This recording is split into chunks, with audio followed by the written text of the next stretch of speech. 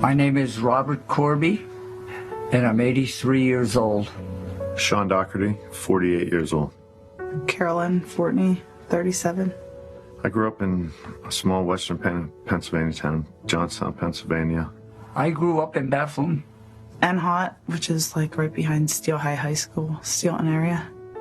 I was groomed starting young. The day I met him, I was around 18 months old. They targeted me because I was fatherless. I was in my diaper, and I ran out and ran right to him. We were taught, the priests and the nuns are God. Just think, like, the word God makes me think of him, and I just... You're being groomed to get used to a grown man's hands, on you regularly. So he would always have his hands on me. When you have the priest touching you every day, that's a hard memory to have. The first thought of an erection that you have in your life is by the hands of the priest. All of a sudden, he was gone. Father Karchik in my 8th grade year was just up and moved with no notice, no anything. The town was devastated. Everybody loved him. They haven't found out yet. He abused it. And the church covered it up. Who would have believed me? A priest in 1948 or 47 would abuse you? To do that? Never heard of such a thing because they covered it up. It doesn't ever go away. It has an effect on you for the rest of your life. And I'm a survivor. This is not a vendetta against the church. We're called survivors for a reason. These are people that these priests ruined their lives, and they still, at 83 years old, still affects them. I just feel like my whole life has been a lie. Has absolutely destroyed me. My children suffered. Why suffered? My dad found out, but he went crazy. I was very unaffectionate. I couldn't show any affection with my wife. I had no desire to have children. None, because of this. My children I couldn't hold or hug. I didn't feel comfortable at all. I still don't feel comfortable now in relationships. No kids for me. The affection I could give to her. And thanks to Father Royer, he took that away from me. It's affected my life so much. This is a lifelong issue with survivors. They have to be accountable, the church, for what they did. I've waited for a long time for this. I think this report's going to help people who don't have a family, because they're going to know that there's a lot of people out there now that believe them and are behind them. This is one of the proudest things I've ever done in my life. I'm so happy. Speaking about your abuse is a very important step in the healing process. I just was always saying, they're not going to beat me. It'll just be refreshing to not have to, pretend like I'm someone else all the time.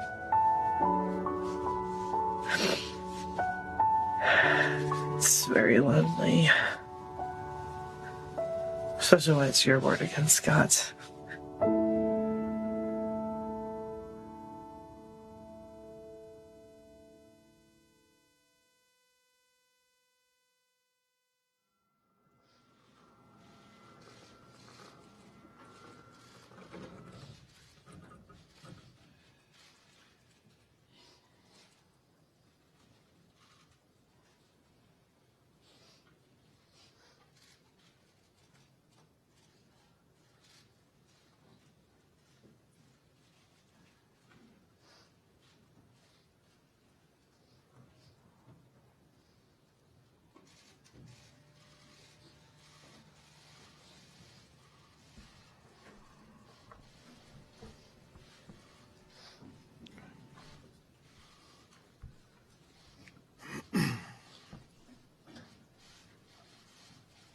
Good afternoon.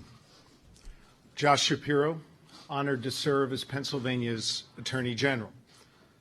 And I'm here, finally, to announce the results of a 2-year grand jury investigation into widespread sexual abuse of children within the Catholic Church and the systematic cover-up by senior church officials in Pennsylvania and at the Vatican. The investigation involved dozens of dedicated teammates, agents, and lawyers of mine in the Office of Attorney General. Their commitment, know-how, and compassion is truly inspiring. Our team was led by 3 extraordinary prosecutors: Michelle Henry, our first Deputy Attorney General, Executive Deputy Attorney General Jennifer Selber, and of course, Senior Deputy Attorney General Dan Dye. I also want to thank a special unit within the FBI whose assistance was indispensable to our investigation. Over the last several months, an intense legal battle has played out between my office and individuals who have concealed their identities through sealed court filings. These petitioners, and for a time some of the dioceses, sought to prevent the entire report from ever seeing the light of day. In effect, they wanted to cover up the cover-up. They sought to do the same thing that senior church leaders in the diocese we investigated have done for decades: bury the sexual abuse by priests upon children and cover it up forever. Shamefully, these petitioners still don't have the courage to tell the public who they are. Moments ago, an 884-page report issued unanimously by the 40th statewide investigative grand jury, the largest, most comprehensive report into child sexual abuse within the Catholic Church ever produced in the United States, was released. It builds on the Boston Globe's Spotlight report, which identified 229 abuser priests, the 2005 Philadelphia grand jury report into the Archdiocese, which identified over 60 abuser priests, and the 2016 Altoona-Johnstown investigation conducted by the Office of Attorney General, which named at least 50 abuser priests.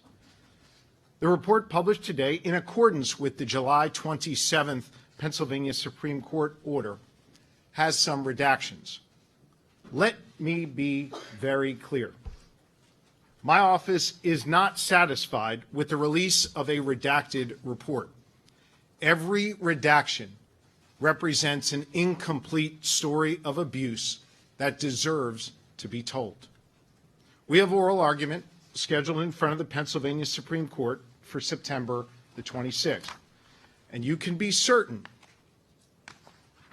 that we will fight vigorously to remove every redaction and tell every story of abuse and expose every cover-up. While those redactions represent just a very small fraction of the predator priests named by this grand jury, no story of abuse is any less important than another. Today, Pennsylvanians can learn the extent of sexual abuse in these dioceses. And for the first time, we can begin to understand the systematic cover-up by church leaders that followed. As the members of the grand jury wrote in their report, we need you to hear this. There have been other reports about child sex abuse within the Catholic Church, but never on this scale. For many of us, those earlier stories happened someplace else. Now we know the truth. It happened everywhere. This lengthy report was written by 23 committed grand jurors based on extensive testimony and documentation. It goes into great detail about widespread sexual abuse and cover-up within the Catholic Church. I respectfully ask for your patience as I walk you through the contents of this report.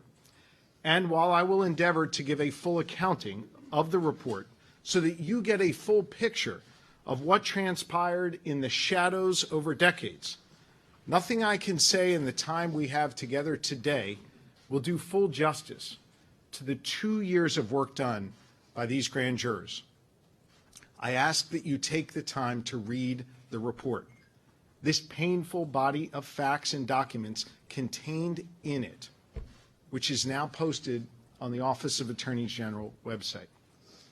Now I will lay out the following: the unprecedented scope of this investigation, the abuse, diocese by diocese, charges resulting from this grand jury investigation, the systematic cover-up by church leaders, the weaponization of faith, the failure of law enforcement, and finally, the recommendations of the grand jury. The grand jury investigated 6 dioceses: Allentown, Harrisburg, Pittsburgh, Greensburg, Erie, and Scranton. Their work built on previous grand jury investigations into the Diocese of Philadelphia and Altoona, Johnstown, and paints a complete picture of abuse and cover-up in every diocese in Pennsylvania. The grand jury investigation began about 2 years ago because we realized during the Altoona, Johnstown investigation that the abuse and cover-up was not just limited to that region, but it was pervasive throughout the entire Commonwealth of Pennsylvania. Dozens of witnesses testified before the grand jury, detailing acts of sexual abuse by priests and how senior church officials covered up their criminal conduct, prioritizing their institution over the safety and welfare of these young boys and girls. The grand jury subpoenaed and reviewed 500,000 pages of documents, internal church documents, and official records. The abuse scarred every diocese. The cover-up was sophisticated. And all the while, church leadership kept records of the abuse and the cover-up. These documents, from the diocese's own secret archives, formed the backbone of this investigation, corroborating accounts of victims and illustrating the organized cover-up by senior church officials that stretched, in some cases, all the way to the Vatican. The term secret archives is not my term. It is how the church officials themselves referred to the troves of documents sitting in filing cabinets just feet from the bishops' desks. In each diocese, the bishops had the key to the secret archives, which contained both allegations and admissions of the abuse and the cover-up. The grand jury uncovered credible evidence of sexual abuse against 301 predator priests. As shocking as that number is, the grand jury report notes that the jurors didn't automatically name every priest mentioned in the documents and the secret archives. They actually received files on more than 400 priests, but were careful not to name names if the information was too scanty to make a reasonable determination about what had happened. Over 1,000 child victims were identified by our investigation, though the grand jury notes that they believe that number was in the thousands. As the report reads, we should emphasize that while the list of priests is long, we don't think we got them all. We feel certain that many victims never came forward and that the diocese did not create written records every single time they heard something about abuse, the grand jurors wrote. As I detail the grand jury's findings, I will use graphic language from the report that may make some uncomfortable. But these words are the only way to adequately explain the sexual abuse committed by priests upon children. This is not to be salacious.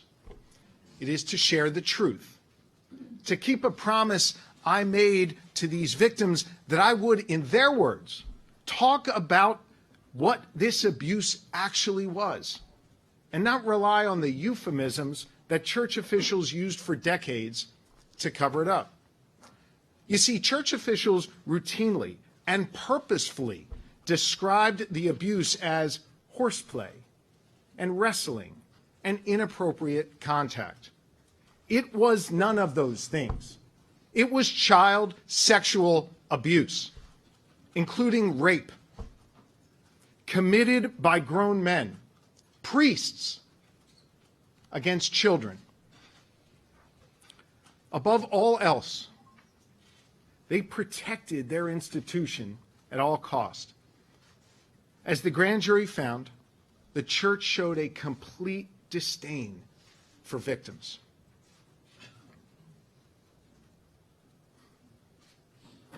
In the Diocese of Erie, the grand jury named 41 priests who sexually abused children. One priest in Erie, Father Chester Goronsky, fondled boys and told them he was doing so to perform a cancer check. In 1987, after complaints were filed against him, Goronsky provided the diocese with a list of 41 possible victims. He confirmed at least 12 children he had performed this cancer check on. He had freely confessed to multiple instances of sexual abuse. Yet from 1987 until 2002, 15 years, Goronsky remained in active ministry and repeatedly was reassigned to new parishes. In the Diocese of Allentown, the grand jury named 37 priests who sexually abused children. Please help me. I sexually molested a boy, one priest, Michael Lawrence, admitted to Monsignor Anthony Montone. Montone noted the confession in a handwritten confidential memo.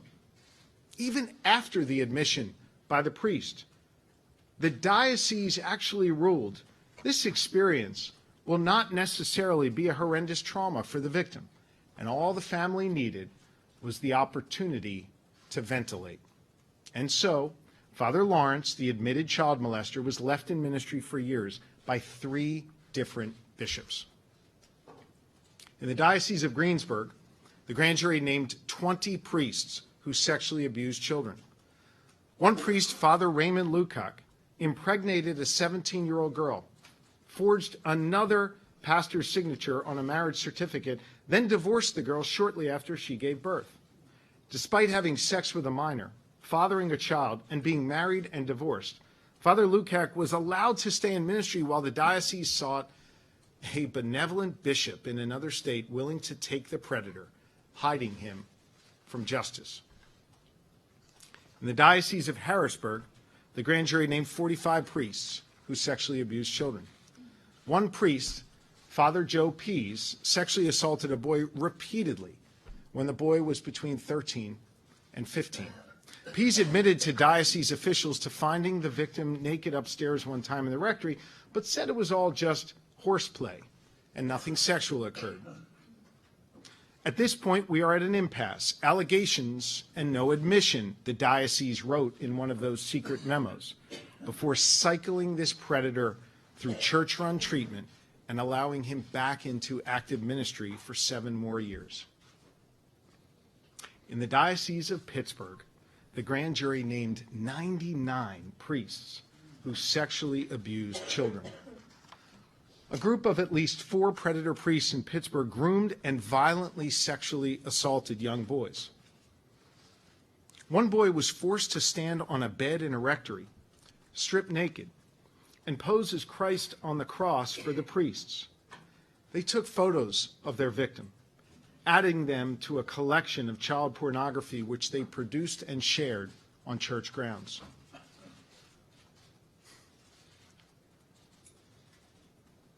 To make it easier to target their victims, the priests gave their favored boys gifts, gold crosses to wear as necklaces. The crosses were markings of which boys had been groomed for abuse. The grand jury saw one of those gold crosses when one of the victims of the Pittsburgh priests testified. In the Diocese of Scranton, the grand jury named 59 priests who sexually abused children. A diocese priest, Thomas Skotek, raped a young girl, got her pregnant, and then that priest arranged for an abortion. Bishop James Timlin expressed his feelings in a letter.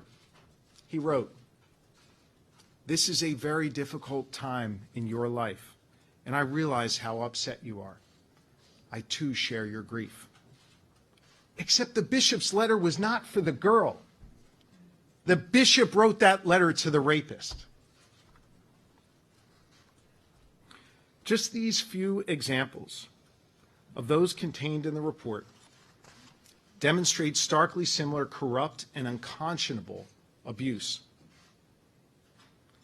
The pattern was abuse, deny, and cover up.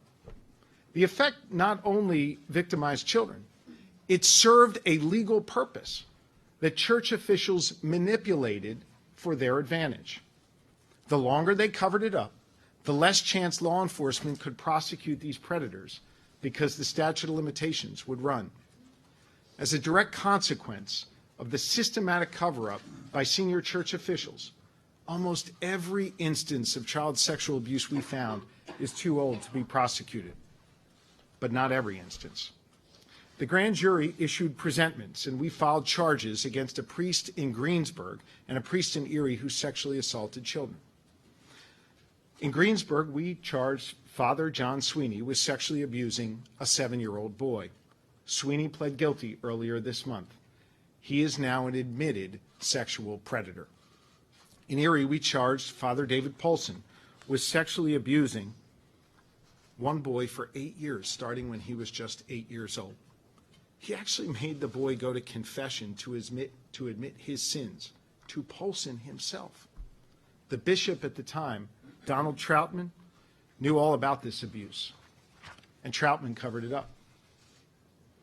As a result of the previous grand jury in Altoona, Johnstown, 2 Franciscan friars admitted they endangered the welfare of minors, covering up sexual assaults by a fellow friar. So this grand jury, and the one that preceded it, did not just write reports, they recommended charges where they legally could, and we followed through. We all wish more charges could be filed, but due to the church's manipulation of our weak laws in Pennsylvania, too many predators were out of reach. The cover-up made it impossible to achieve justice for the victims. Church leaders in every one of the 6 dioceses handled complaints of sexual abuse the same way for decades, by covering it up. The grand jurors wrote, all of the victims were brushed aside in every part of the state by church leaders who preferred to protect the abusers and their institutions above all. Priests were raping little boys and girls, and the men of God who were responsible for them not only did nothing, they hid it all for decades. Monsignors, auxiliary bishops, bishops, archbishops, cardinals have mostly been protected. Many, including some named in this report, have been promoted. Father Schlert, identified in the report, is now Bishop Schlert.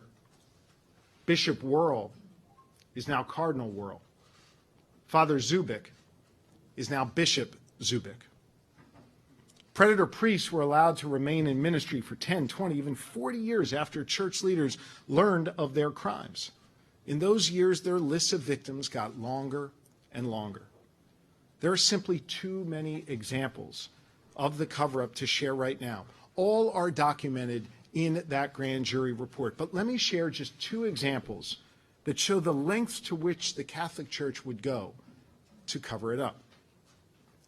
The first case is an example of a corrupt bishop putting the institution ahead of its flock's well-being and repeatedly lying about it. The Diocese of Erie knew Father William Presley was sexually abusing at least 2 minors as early as 1987. Instead of reporting it to police, diocesan officials held meetings with Presley to review the complaints. They noted that he never denied the allegations. Despite that, they concluded Presley's victims were troubled and had psychological problems. The diocese chose to send Presley for evaluation by a doctor and then placed him right back in ministry. After the child sex abuse scandal erupted in the Boston Archdiocese in 2002, 3 separate victims notified Bishop Troutman of their abuse at the hands of Presley, which is detailed in the report. Troutman spoke with Presley, who admitted the abuse. Then, 15 years after the Erie Diocese first learned Presley was a predator, the bishop finally revoked Presley's priestly faculties. After Presley's removal, responding to press inquiries about Presley, the diocese issued a comment saying it knew of only one abuse allegation and had, quote, no information to provide on other possible allegations against Presley. The diocese lied.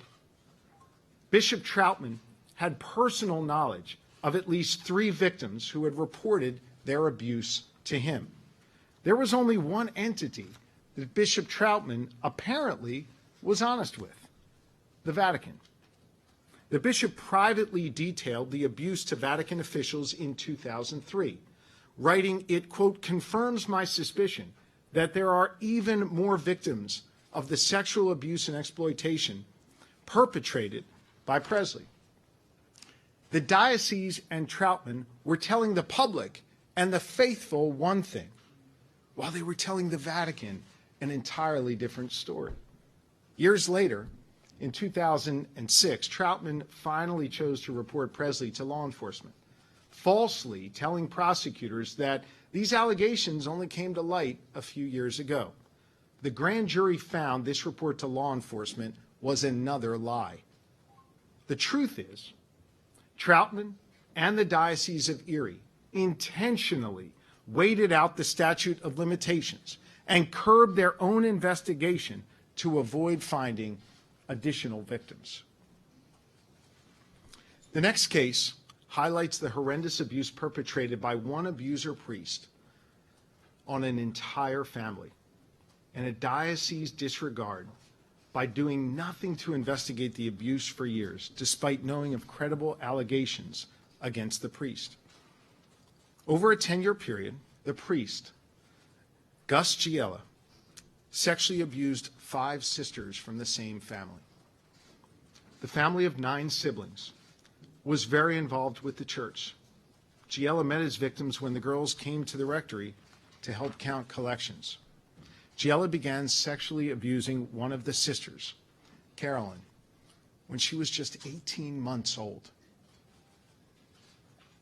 His abuse continued until she was 12. You saw Carolyn earlier in that powerful video.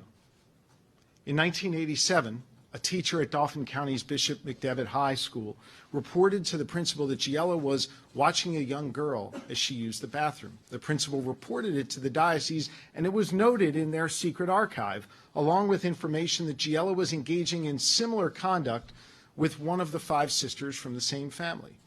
A memorandum in the church's secret archive about Giella's abuse concluded the high school principal was instructed to do nothing in the case until the matter had been discussed with the diocesan legal counsel. Over the next 5 years, the diocese took no action to remove Giella from ministry, chose not to inform law enforcement, the family, or parishioners. Instead, they chose to knowingly allow him to continue to sexually abuse these girls. In 1992, the youngest victim of the family told her parents what Giella had been doing, and the family reported the conduct to the diocese and law enforcement. Police served a search warrant on Giella's home and confiscated a young girl's panties, plastic containers with pubic hairs identified by initials, vials of urine, and photos of girls in sexually explicit positions. Giella was arrested in 1992, more than a decade after he started abusing children. Father Giella never faced a jury for his crimes. He died awaiting trial. The mother of the girls abused by Giella testified before the grand jury. She said she confronted church officials, Monsignor Overbaugh, when she learned of Giella's years of abusing his daughters. In response, she said the Monsignor told her, "I wondered why you were letting them go to the rectory." The grand jury concluded Giella's tragic abuse of these girls could have been stopped much earlier if the Diocese of Harrisburg had acted on the original complaint. The family of the sisters abused by this predator have never been able to tell their story until today. They were gagged from speaking by a confidentiality agreement insisted on by the diocese in exchange for settling their claims against the church. Instead of helping these girls heal, they paid for their silence. These women no longer need to be silenced. Today, the grand jury finally gives this family of victims their voice. Predators in every diocese weaponized the Catholic faith and used it as a tool of their abuse. Father William Presley gave a boy sedatives to relax him before his abuse, then told him it was okay because he was a priest. Father Edmund Perico told altar boys not to wear any clothing underneath their cassocks because God didn't want clothes on their skin as they served Mass. Father Robert Moslener groomed his middle school students for oral sex by telling them how Mary had to lick Jesus clean after he was born. Father Arthur Long told his young victim as he pressured her to have sex, God wants us to express our love for each other in this way. Father Ed Graff told a 7th grader he abused that what they were doing was okay because the priest was an instrument of God.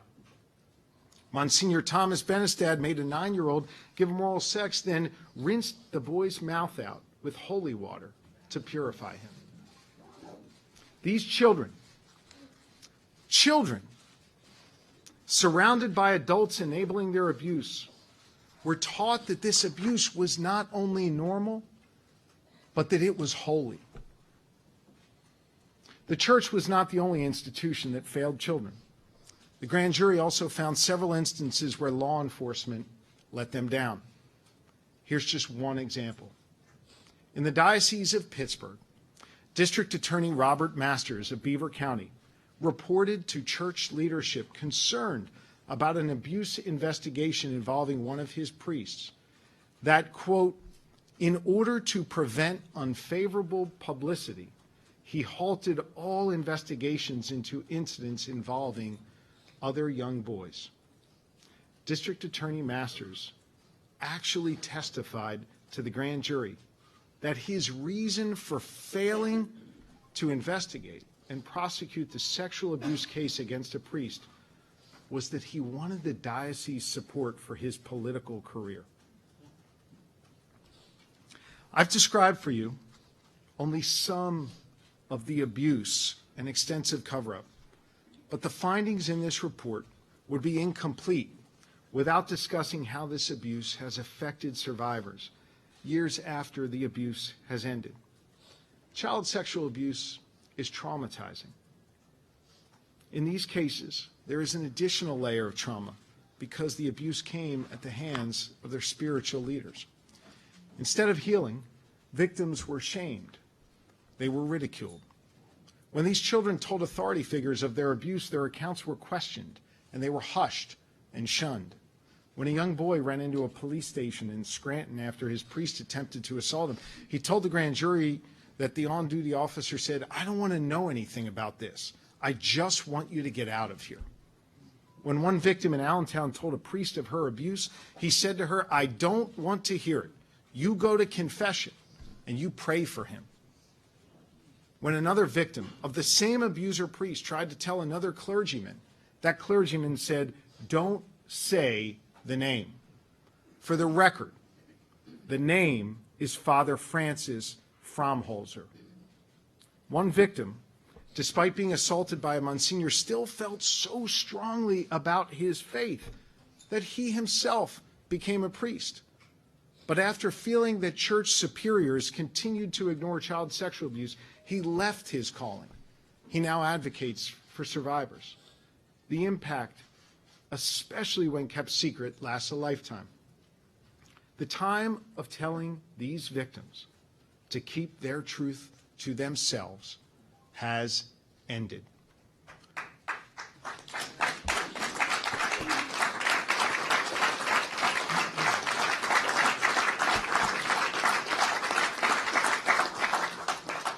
Unlike the Catholic Church, and some in law enforcement, we hear you, and we believe your truth. I want to thank the many victim support groups, including the Pennsylvania Office of Victim Advocate, for the work they do every single day to support survivors and their assistance throughout this process. Several dozen survivors are here with us today, each with a story of lifelong impact from their abuse. But let me tell you about just one of them, whose story is sadly not unique. Joey Behe.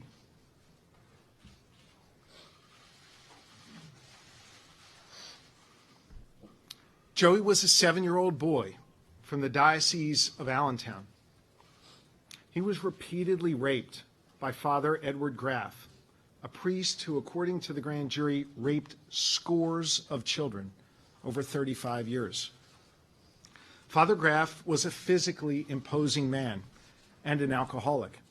When he attacked Joey, he bore down on his back with such force that Joey's spine was severely damaged. Joey received treatment for this back injury and eventually became addicted to painkillers that the doctors had prescribed him. He ultimately overdosed and died. Before he died, Joey wrote to the Diocese of Allentown. Father Graff did more than rape me, Joey wrote. He killed my potential, and in doing so killed the man that I should have become. Joey's mom, Judy, is here today. She testified before the grand jury. She said they never admitted to anything happening. It was like he was trying to prove his entire life what had happened and that he was telling the truth. They never admitted. They never said there was abuse. I promised Joey's mom that we wouldn't forget Joey. The abuse did happen. The grand jurors believed Joey. Joey's trauma led to his death. For thousands of other victims, trauma manifests itself in many different ways. Some were left with speech problems, uncontrollable stuttering. Many turned to alcohol and drugs to escape the memories of their abuse. Some were unable to ever have normal sexual relationships, have children, or show physical affection to those they love. You heard Bob and Sean speak about that in the video earlier. Many attempted suicide. Sadly, many were successful. During the grand jury's deliberations, one victim who testified before the grand jury tried to kill herself. From her hospital bed, she asked for one thing: that we finish our work and tell the world what really happened. For many of the victims, this grand jury report is justice. The grand jurors felt a responsibility to expose the abuse and make recommendations to ensure that something like this never happens again.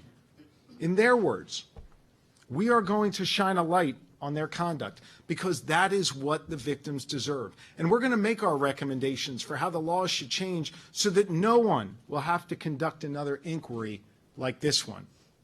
We exercise our historical and statutory right as grand jurors to inform the public of our findings.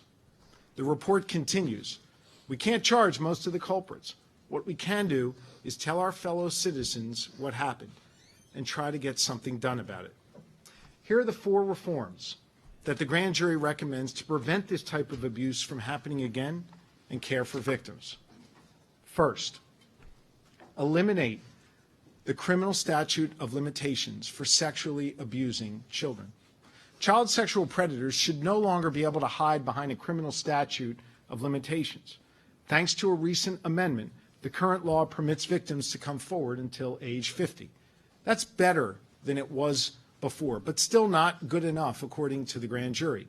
Given the physical and emotional trauma that sexual abuse victims undergo, it is well documented that the process of telling someone about their abuse can take years or even decades. Justice for these victims should not be denied. Pennsylvania lawmakers should send a clear message and empower law enforcement agencies to hunt down all future child predators, no matter how long they live. Second, the grand jury urges lawmakers to create a civil window in Pennsylvania so that older victims may now sue for damages from when their bodies were defiled as children. The law in place now gives child sex abuse victims 12 years to sue once they turn 18. But victims in their 30s or older fall under a different law. They get only 2 years. For victims in this age range, the window for them to sue expired back in the 1990s, long before revelations about the institutional nature of sexual abuse within the church. This is unacceptable. The grand jury proposal would open up a limited window, offering abuse survivors a chance, finally, to be heard in court. All we're asking is to give victims those 2 years back, the grand jurors wrote. I've spent time with dozens of victims, those here today and those across Pennsylvania. Not one has ever expressed a desire for compensation when they came forward and shared their truth. But they shouldn't have to go without means to pay for the counseling and substance abuse treatment and other assistance they need to fight the demons inflicted upon them by the church. Several other states have legally created windows for victims to sue. This report demonstrates the need for this reform in Pennsylvania. This has actually been debated in the halls of the General Assembly in the past. But so far, the interests of the church and the insurance lobby have triumphed over the needs of victims. Given the findings of this grand jury, such a position should no longer be tenable. Heed the words of the grand jurors. Trust the victims. Adopt this reform. Third, the grand jury recommends that the penalties for a continuing failure to report child abuse be clarified. We can't pass laws telling the church how to administer internal operations, but we can demand that it inform authorities about rapists and molesters, wrote the grand jury. They recommended fixing the law, which currently creates a legal gray area around an abuser being, quote, active or not, and if their repeated instances of abuse are targeted at the same child or many children. The new language should impose a continuing obligation to report, quote, while the person knows or has reasonable cause to believe that the abuser is likely to commit additional acts of child abuse. Fourth and finally, they believe that civil confidentiality agreements should not cover communications with law enforcement. Confidentiality agreements between victims and the church were usually written to make the victim afraid of talking to anyone at all. Victims assume they can't even talk to the police. This is not true, and church officials use this as a tool to silence victims and protect the institution. The grand jury is recommending that this be made crystal clear, proposing a new statute that no pastor-present non-disclosure agreement prevents a victim from talking to law enforcement. Additionally, they recommend the statute should require that future agreements must plainly state that contact with police about criminal activity is permitted. The dioceses have issued many public statements in recent times. They claim to have changed their ways. They claim to have put appropriate safeguards in place and no longer have tolerance for sexual abuse of any kind. Statements are one thing.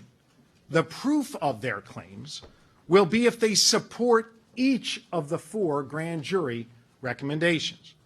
So, on behalf of the grand jurors, I issue the following clear challenge to every Pennsylvania bishop and the archbishop in each diocese. Adopt and support each and every one of these recommendations and to Pennsylvania law right now. Adopt and support each of these recommended reforms to Pennsylvania law right now.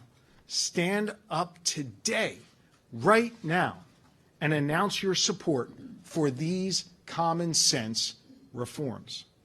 That is the real test that will determine whether or not things have really changed, or if it'll just be business as usual after the dust settles. I want to single out Bishop Persico of Erie for his public actions recently, signaling a new way forward for the church to respond to the sexual abuse scandal. His response to this crisis actually gives me some hope. While some bishops submitted written statements, Bishop Persico was the only one to testify before the grand jury in person. He told the grand jury the mishandling of complaints by his predecessors made him angry and that he wanted to do the right thing. He did. I want to sincerely thank the men and women of the grand jury who traveled long distances several days every month for 2 years of their lives to listen to heartbreaking testimony and ultimately issue this report. These 23 fellow Pennsylvanians listened to accounts of horrific sexual abuse of victims by priests, and they reached a unanimous set of conclusions in approving this report. We owe them a profound debt of gratitude. Your public service was impactful, and you made a difference. On behalf of our entire team in the Office of Attorney General, the victims, and the people of Pennsylvania, I thank each and every one of those 23 grand jurors. My office works to protect children throughout Pennsylvania every single day. We pursue child sexual abuse and institutional cover-up wherever we find it, in places of worship, in schools, in government offices, wherever we find it. In just the past 12 months, our prosecutors have filed charges involving child sexual abuse against a police chief, a deputy county coroner, a pediatrician, and university officials. We also have many active investigations across the Commonwealth. The time for institutions to place their own interests above protecting our children is over. I will not tolerate it. To that end, our investigation into child sexual abuse within the Catholic Church remains ongoing. If you are listening to this news conference and you know of sexual abuse being committed by a priest or a member of clergy against yourself or anyone else, please call us. Our special clergy abuse hotline is 888-538-8541. Words cannot adequately describe these horrors, but the grand jurors, my team of prosecutors and agents and professionals, and these survivors reveal a clear picture of abuse and cover-up. These predator priests were allowed to thrive in darkness for decades, but sunshine is a powerful disinfectant. There were two primary goals outlined by the grand jurors: to disclose the abuse and to ensure it never happens again. The abuse and cover-up is now publicly disclosed for the people of Pennsylvania to read for themselves. The critical question now is whether elected representatives and church officials will actually listen.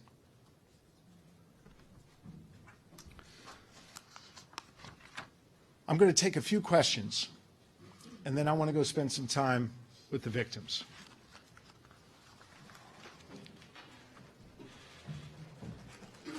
Mark.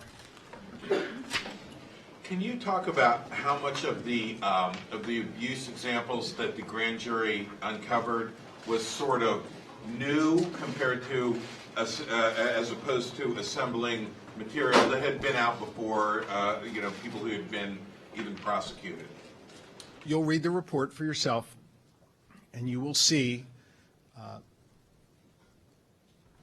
many instances of abuse that heretofore had never become public.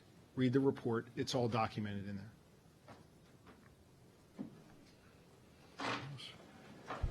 There's a high school in Pittsburgh named Cardinal Wuerl North Catholic High School. And I was wondering if, in light of this report and Cardinal Wuerl's complicity in the cover-up, Do you recommend that Bishop Zubik take Cardinal World's name off that high school? Those are decisions for the church to make. Tony. You mentioned the Bishop of Erie and the actions he's taken recently. In this vast investigation along the way, were there any heroes among the clergy? Was there anyone who stood up and said, trying to do the right thing? People behind me are the heroes. The survivors are the heroes. I've issued a clear challenge to each bishop and the archbishop. Depending upon how they respond to that challenge, then I'll answer your question if any of them are going to be heroes. I think this is clear, but I just want to make sure. Do you anticipate any more charges against any of the 301 priests as a result of this investigation? And of the 301 priests, how many are currently living freely or lived freely until their death?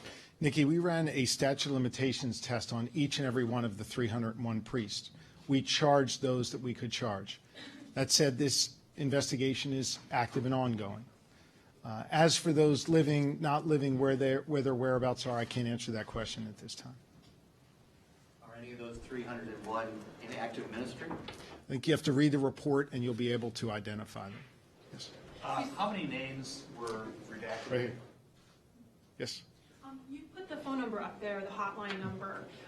I imagine this report has been complete for some time. I'm curious if you've received any phone calls from members of the public.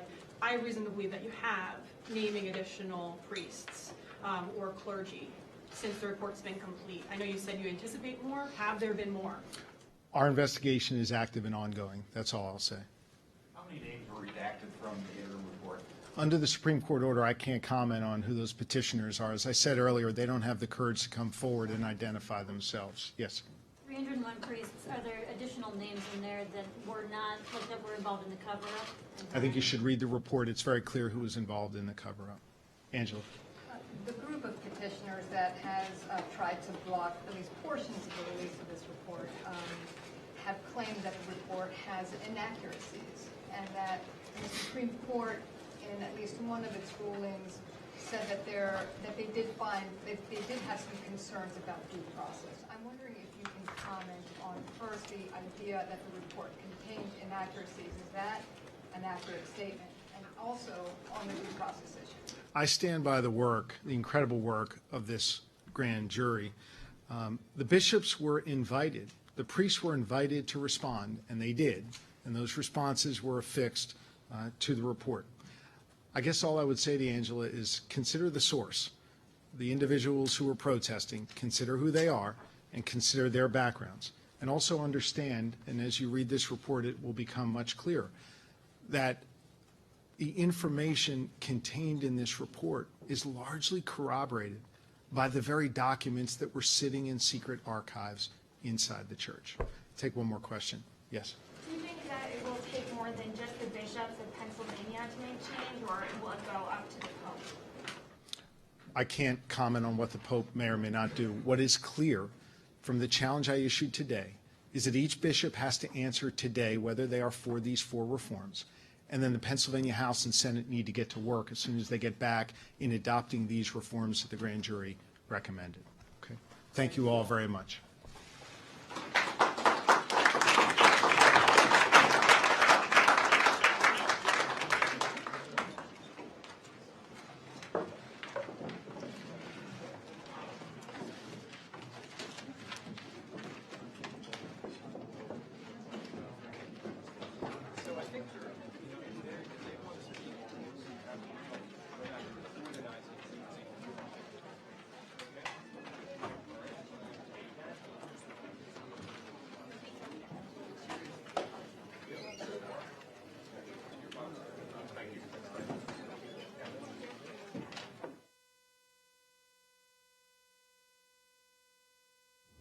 My name is Robert Corby, and I'm 83 years old.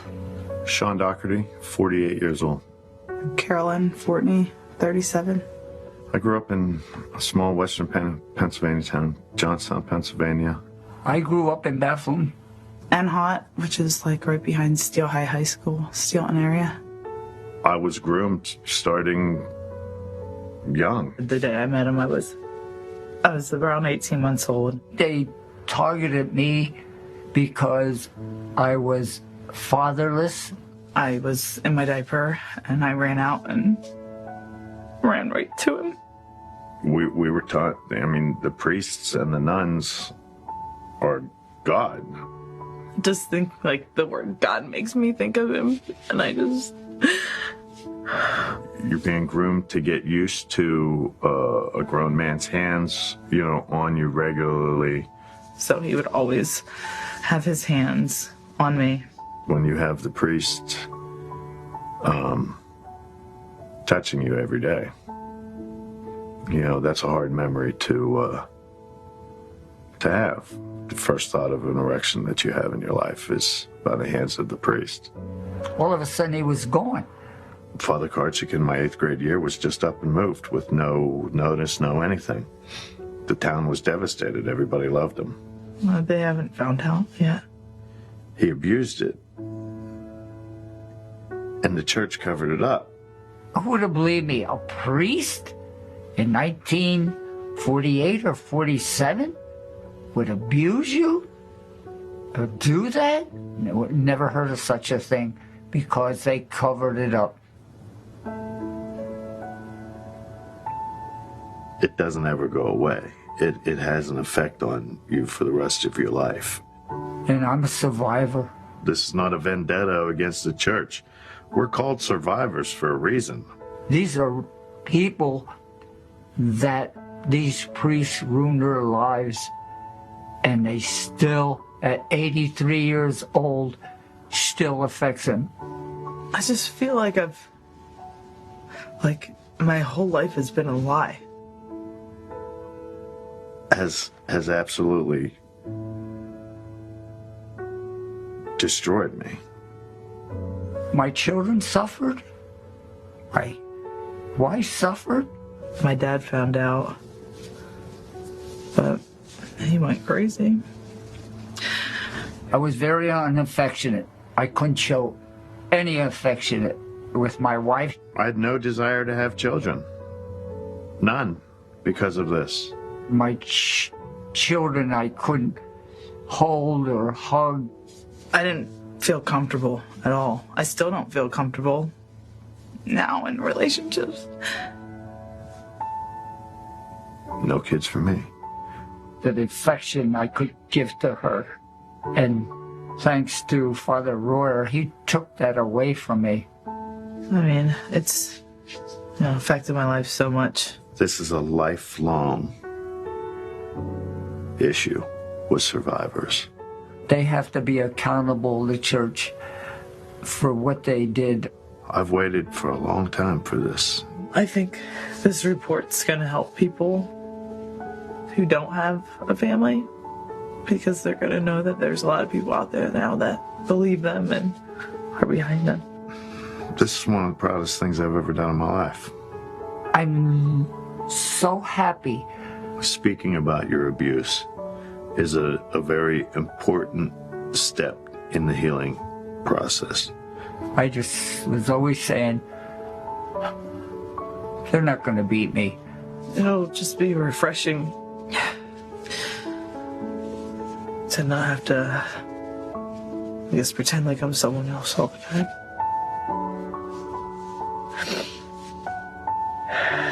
It's very lonely. Especially when it's your word against God's.